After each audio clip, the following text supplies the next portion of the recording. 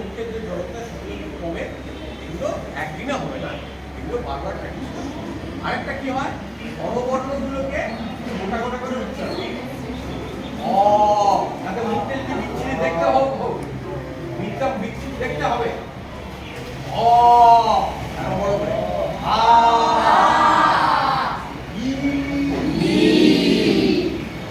আছে অস্ট্রেলিয়া একটা ফিঙ্গরি